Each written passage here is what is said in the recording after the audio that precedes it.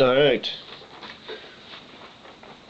Hello, Vermont history students, and welcome to the video for Unit 2 of the semester, Unit 2 out of 12.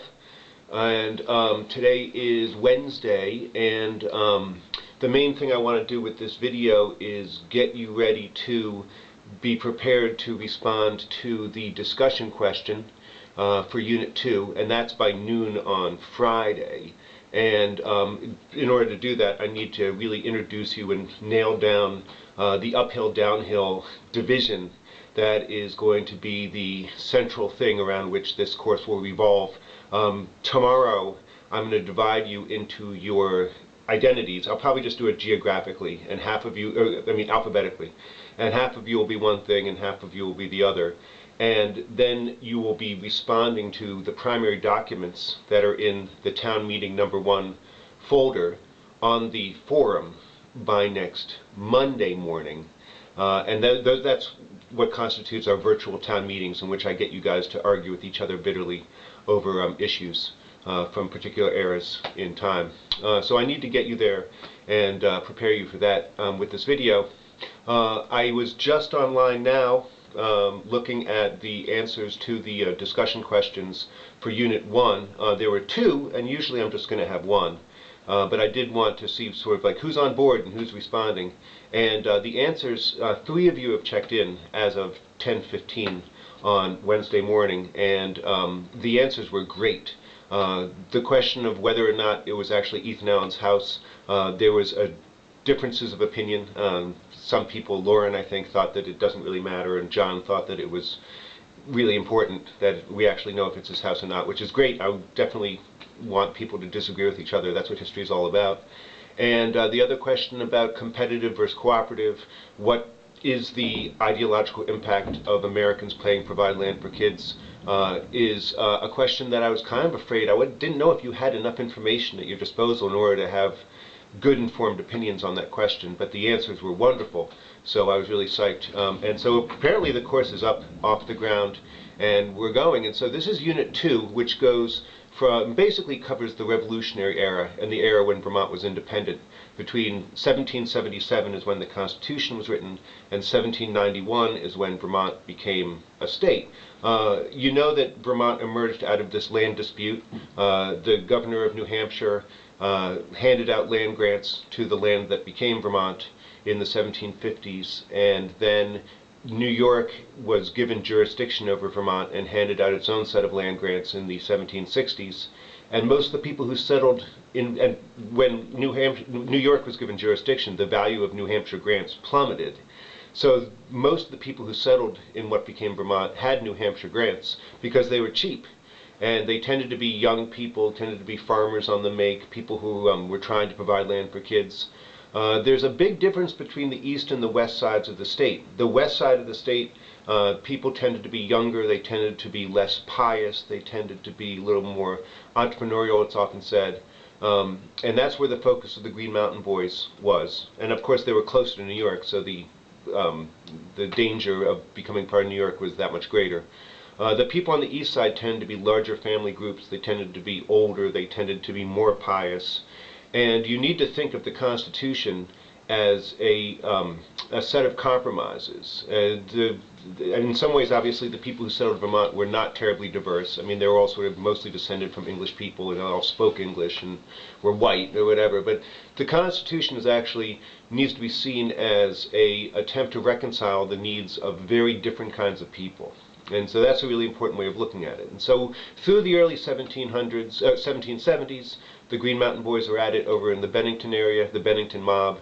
And it is the Westminster Massacre, where we left off last time, that really sort of gives common ground between the East and the West. After Westminster, a month later, Lexington and Concord happened, and the Revolutionary War starts.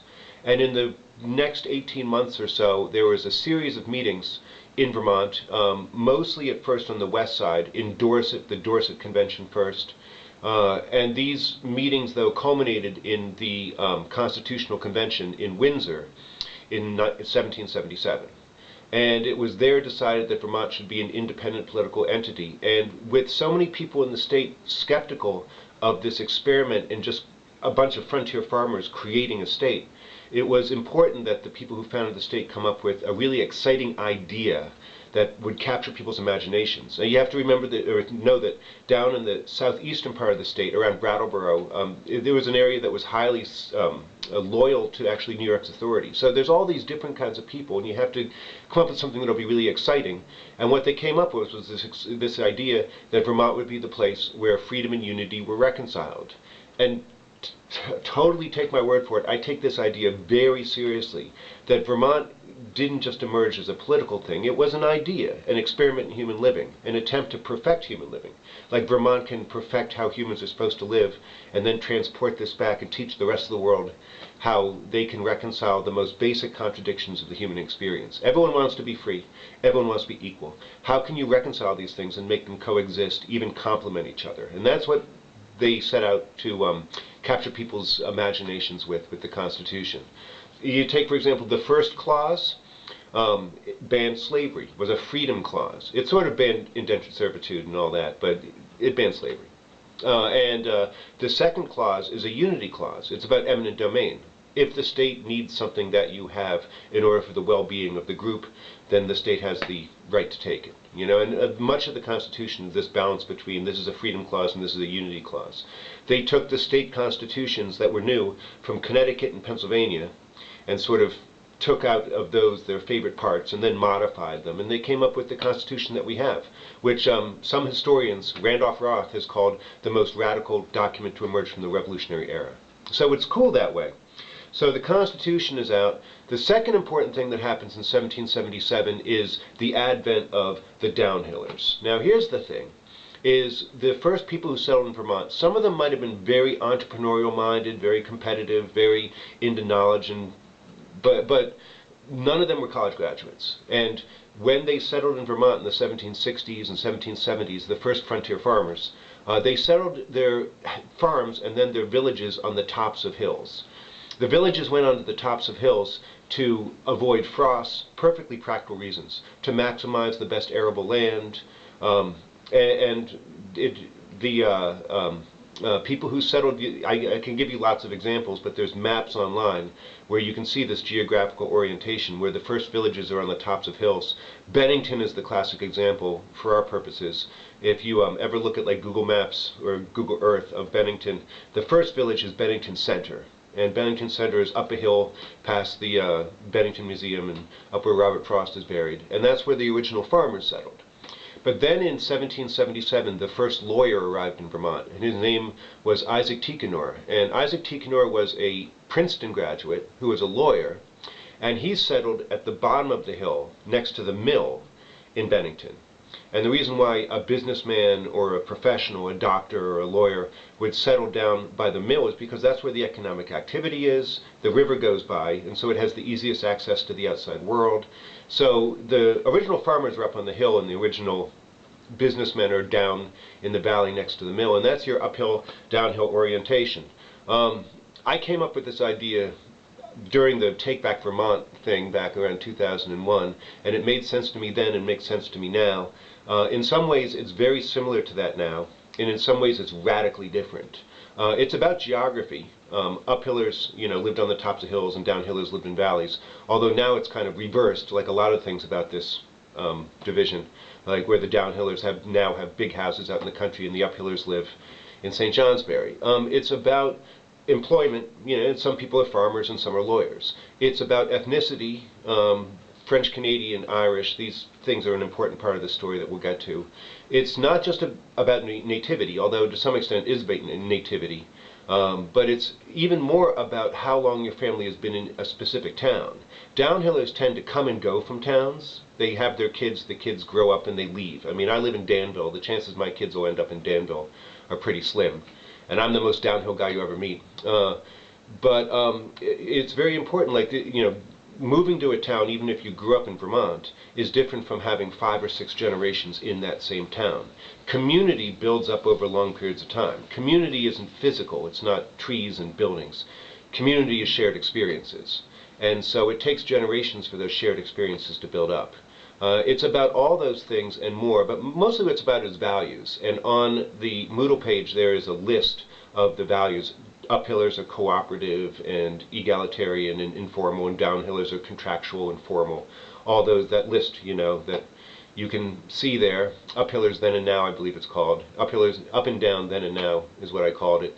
So have a good look at that, you know, but just appreciate it's about values. And I illustrate this, the conflict of these values, the clash of values, through a couple stories. One is in 1780, there was a fist fight in the state legislature between Matthew Lyon, the hero of the uphillers, and a guy named Nathaniel Chipman, a Yale-trained lawyer, a very downhill guy. They were arguing over whether or not the state had the right to take the land from loyalists and sell it to people sympathetic to Vermont, which the uphillers thought was a great idea. Lyon loved that. You get rid of the people you don't want, you supply the public coffers with money from people you do want. But you can't just take people's land. Blackstonian law does not permit that, and the Chipman, the downhiller, was like, you can't do that. You can't just take people's land. And Lyon told him to shut up, and then Chipman called him a stupid Irish puppy, and the two of them got in a fist fight, and all hell broke loose in the legislature. And off you go on Vermont's story. Bennington has this serious uphill-downhill divide. Uphillers up in Bennington Center, downhillers in Bennington Village. They tried to have, the church is up in Bennington Center, and they tried to have a minister. The first one was David Avery, this Yale-trained guy that the downhillers found. And he told everyone to sit down and shut up, and he'd tell them what to think. And the uphillers didn't want that, so they stopped coming. So they got rid of Avery and brought in an uphill guy who said everyone can think whatever they want. And the downhillers didn't like that, so they got rid of him, and back and forth it went. So that's basically the divide in the early republic. So I'm going to divide you guys tomorrow into uphillers and downhillers. It doesn't matter what you are. Obviously, I'm sympathetic to the downhillers. But both sides are fun. And then, as I said, by next Monday, you'll be responding to the primary documents. There's a set of instructions, and then the 3 primary documents, and there's the forum is already there for you to engage in our first town meeting. You know, and the question that you want to respond to by Friday at noon is the question of just, I want to know if you understand the uphill-downhill divide, because we'll be doing it all the way through the rest of the semester. But the question is about balance. So Vermont's always been about balance. The founders set the state up as a place that would accomplish perfect balance, the reconciliation of the needs of the one and the needs of the many. And then the uphill-downhill division emerged. And the question is that balanced? Does that get Vermont closer to its goal of reconciling freedom and unity? Or does it make it much farther away? One way of thinking about this question is the attempt to reconcile freedom and unity, is it a thing that happens within each of us? Or is it a thing that happens between people? Is it within or is it between? And that's kind of the way you want to think about it. So did the uphill-downhill divide make it so that Vermont was closer to its goal of reconciling freedom and unity, or farther away from it? And I think that's pretty much everything for today. I'm going to go back online and see who else responds to the discussion questions. I'll be around working on my book this afternoon. If anyone wants to write me, that'd be great. And then I'm going to the Always show in Burlington tonight, and I'm looking forward to that very much. And so write me, and hopefully the course is up off the ground and running. Okay?